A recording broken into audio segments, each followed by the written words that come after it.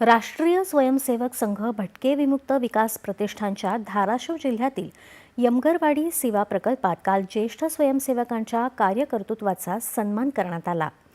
राष्ट्रीय स्वयंसेवक संघाच्या शताब्दी वर्षात संघानं सामाजिक विषयांना स्पर्श करून रोवलेलं बीज यांचं स्मरण यमगरवाडी सेवा प्रकल्पाच्या माध्यमातून होतं। संघाचे स्वयंसेवक समाजातील भटके विभक्तांचे प्रश्न सोडवण्यासाठी उभे राहिले, त्यामुळे यमगरवाडीसारखे सेवा प्रकल्प सुरू झाले। समाज जागरण आणि कृतिशीलतेतून मार्ग शोधणारे हे सत्कार मूर्ती असून 100 वर्षांच्या वाटचालीत असे प्रकल्प पथदर्शी असल्याचे गौरवोद्गार राष्ट्रीय स्वयंसेवक संघाचे अखिल भारतीय कार्यकारिणी सदस्य आणि माजी सरकार्यवाह भैयाजी जोशी यांनी कार्यक्रमादरम्यान काढले।